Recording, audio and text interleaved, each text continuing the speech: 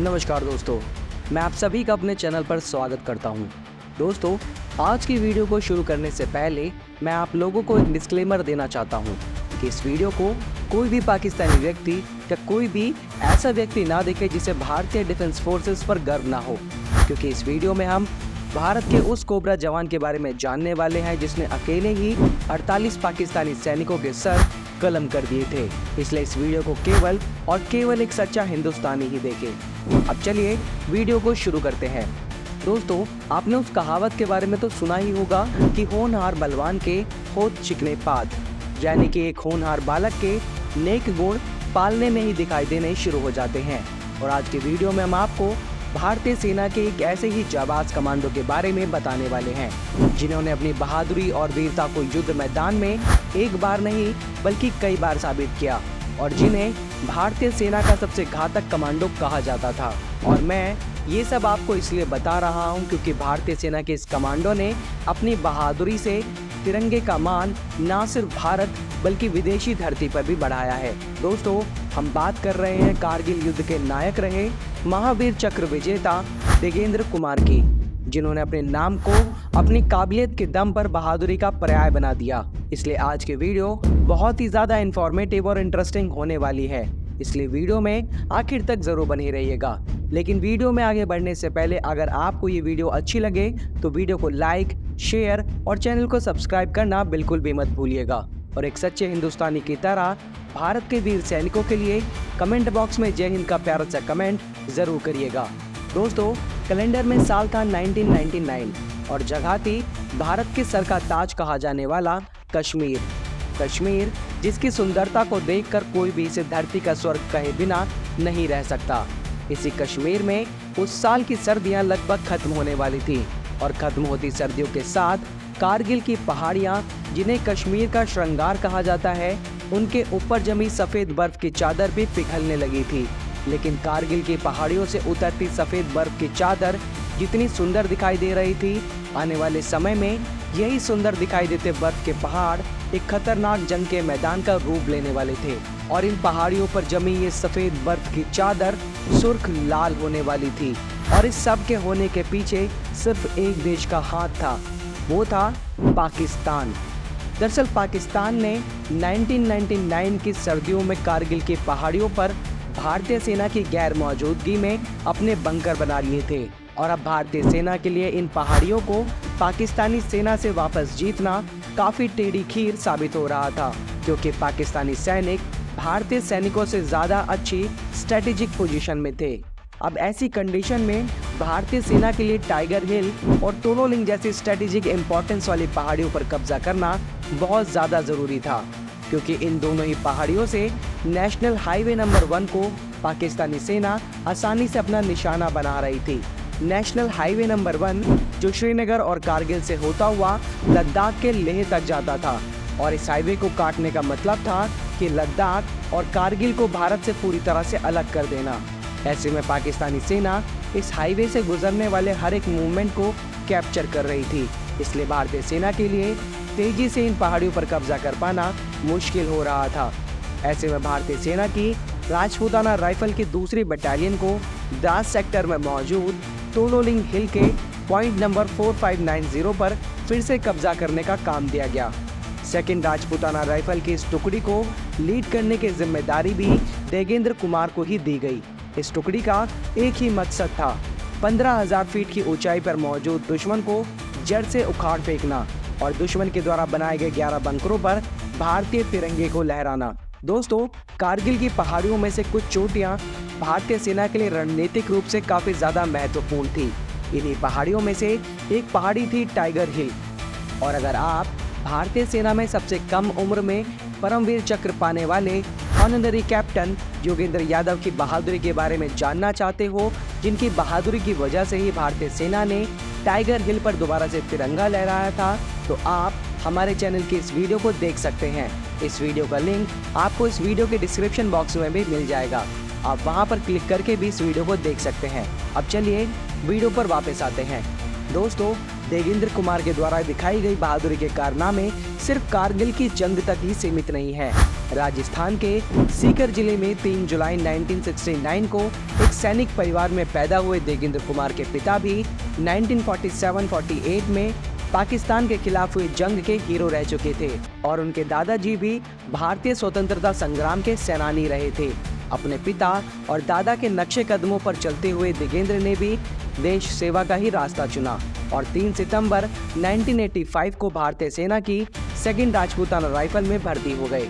भारतीय सेना में भर्ती होने के कुछ साल बाद ही 1987 में देगेंद्र कुमार को यूनाइटेड नेशंस की पीस कीपिंग फोर्सेस के लिए चुना गया और उन्होंने श्रीलंका में चलाए गए ऑपरेशन पवन में भी हिस्सा लिया।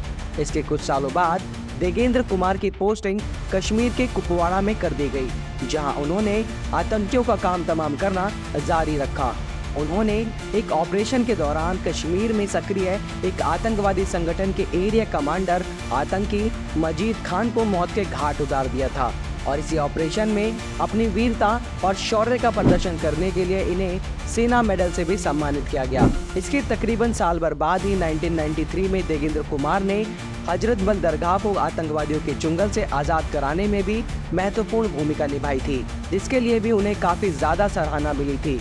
लेकिन आने वाले समय में देगेंद्र के ये सभी अचीवमेंट उनकी बहादुरी और देश प्रेम के जज्बे को बयान करने के लिए छोटे पड़ने वाले थे। 1999 आते आते देगेंद्र कुमार उर्फ कोबरा भारतीय सेना के सबसे बेहतरीन कमांडो में से एक बन चुके थे।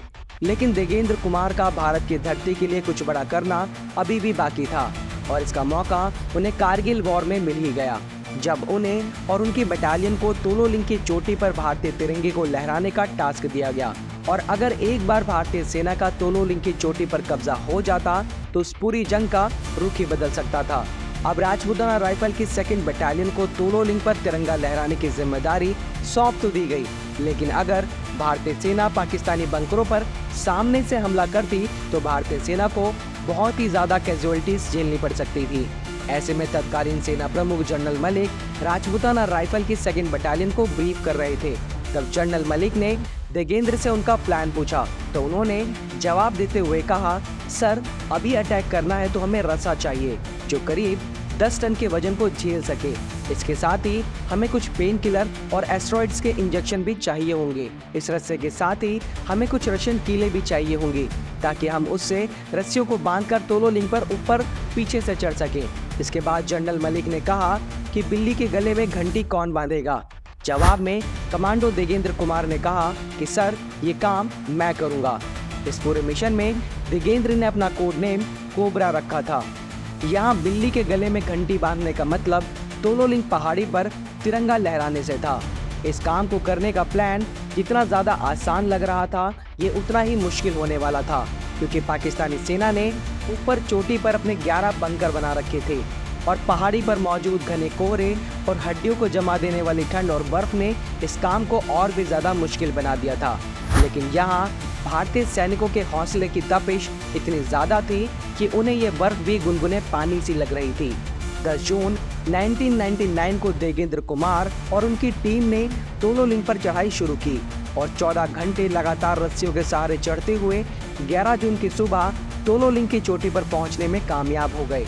इस पूरे ऑपरेशन को देगेंद्र कुमार ही लीड कर रहे थे। उनकी टीम में उन्हें मिलाकर कुल 10 जवान शामिल थे, जिसमें सूबेदार भंवरलाल भाकर, सूबेदार सुरेंद्र सिंह राठौर, लांस नायक जसवीर सिंह, नायक सुरेंद्र, नायक चमन सिंह, लांस नायक बच्चन सिंह, CMH जसवीर सिंह, हवलदार सुल्तान सिंह नरवारिया और मेजर विवेक गुप्ता शामिल थे। इसके बाद पूरी बटालियन के करीब 250 जवान पीछे से इन्हें कवर फायर भी दे रहे थे, लेकिन चोटी पर पाकिस्तानी बंकर 11 थे और देगेंद्र कुमार की टीम में केवल 10 ही जवान शामिल थे। इसलिए पहले और 11वें बंकर को नष्ट करने का जिम्मा देगेंद्र ने उठाया। चोटी तक पहुंच चुकी देगेंद्र और उनकी टीम ने 11 जून 1999 को 11 बजे पाकिस्तानी बंकरों पर हमला करना शुरू किया, लेकिन पाकिस्तानी सैनिकों को उनके आने की भनक पहले से ही लग चुकी थी और उन्होंने पूरी पलटन पर ही फायरिंग करना शुरू कर दिया था। ऐसे में देगेंद्र पाकिस्तानी गोलियों से बचते हुए एक बंकर के पास गए और धीरे से एक हथगोला बंकर में सरका दिया, जो जोर के धमाके से फटा और अंदर से आवाज आई, अल्लाहू अकबर, काफिरों का हमला। देगेंद्र का तीर सही निशाने पर लगा था और पहला बंकर पूरी तरह से राख हो चुका था। पहले बंकर के नष्ट होने के बाद दोनों ही ओर से गोलाबारी और भी तेज हो गई। दुश्मन का पहला बंकर तो पूरी तरह से तबाह हो चुका था, लेकिन इस हमले में दिगेंद्र भी बुरी तरह से जख्मी हो गए थे। उनके सीने में 3 गोलियां लगी थी। एक पैर बुरी तरह से जख्मी था, एक पैर से जूता गायब था और पैंट खून से सनी हुई थी। दिगेंद्र की एलएमजी भी हाथ से छूट चुकी थी।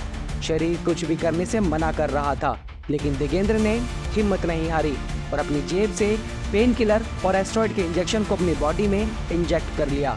दर्द कम होने पर जब उन्होंने पीछे मुड़कर अपनी पलटन के बाकी साथियों को देखा तो सूबेदार भंवरलाल भाकर, लांस नायक जसवीर सिंह, नायक सुरेंद्र, नायक चमन सिंह बुरी तरह जख्मी थे और अंतिम सांसें ले रहे थे और मेजर विवेक गुप्ता और उनके अन्य साथी लांस नायक बच्चन सिंह, सुल्तान सिंह, सूबेदार सुरेंद्र सिंह राठौड़ वीर गति को प्राप्त हो चुके थे। अब पूरी पलटन में वो अकेले बचे थे, लेकिन उन्होंने फिर भी हिम्मत नहीं हारी और पूरे दिन धीरे धीरे आगे बढ़ते हुए दिगेंद्र ने अकेले ही 11 बंकरों में 18 हथगोले फेंककर सभी पाकिस्तानी बंकरों को अकेले ही नष्ट कर दिया। जब दिगेंद्र कुमार आखिरी बंकर को तबाह कर रहे थे, तभी पाकिस्तानी मेजर अनवर खान ने अपनी पिस्टल से दिगेंद्र कुमार की कमर पे एक गोली मार दी। इत्तेफाक से उस पाकिस्तानी मेजर की पिस्टल में एक ही गोली बची थी।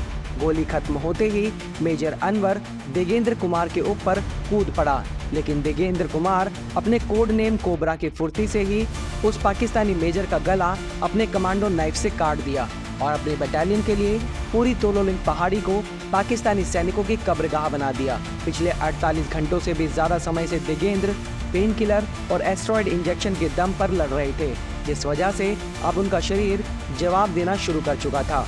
लेकिन फिर भी दिगेंद्र पहाड़ी की चोटी पर लड़खड़ाते हुए चढ़े और 13 जून 1999 को सुबह 4 बजे तोलोलिंग के पॉइंट 4590 पर तिरंगा लहरा दिया। सवेरा होने वाला था।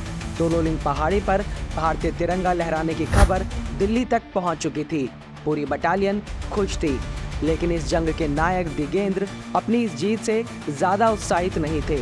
वे अपने साथियों को खो देने के कारण अंदर से टूट चुके थे और रो रहे थे। साथ ही गंभीर रूप से घायल हो चुके दिगेंद्र इसके बाद बेहोश हो गए। इसके बाद मीडिया को दिए गए इंटरव्यू में दिगेंद्र बताते हैं कि उन्हें इसके बाद कुछ भी याद नहीं। जब उनकी आंखें खुली तो वे श्रीनगर के सैन्य अस्पताल में थे। आगे दिगेंद्र बताते हैं कि उन्हें नहीं पता था कि उन्होंने कितने पाकिस्तानी सैनिकों को मारा था। इसका पता उन्हें तब चला जब तत्कालीन प्रधानमंत्री अटल बिहारी वाजपेयी ने उनकी पीठ को थपथपाते हुए कहा कि वाह मेरे कलयुगी भीम बेटे, तुमने अकेले 48 को मार गिराया, 2 और मार देते तो हाफ सेंचुरी लग जाती और तुम अभी भी नॉट आउट हो। इस जंग के बाद दिगेंद्र कुमार का उपचार 2 से 3 साल तक चलता रहा और बाद में वे सेना के लिए अनफिट करार दे दिए गए, जिसके बाद उन्हें सेना से रिटायर कर दिया गया। युद्ध भूमि में उनके द्वारा दिखाए गए इस अदम्य साहस के लिए उन्हें भारत के दूसरे सबसे बड़े सैन्य सम्मान महावीर चक्र से सम्मानित किया गया। तो दोस्तों, आज की वीडियो में फिलहाल इतना ही। अगर आपको ये वीडियो अच्छी लगी हो तो वीडियो को लाइक, शेयर और चैनल को सब्सक्राइब करना बिल्कुल भी मत भूलिएगा। इसके साथ ही आप किन किन टॉपिक्स पर वीडियो देखना पसंद करते हो हमें कमेंट करके बता सकते हैं। जल्दी मिलते हैं नई वीडियो के साथ, तब तक के लिए जय हिंद, जय भारत।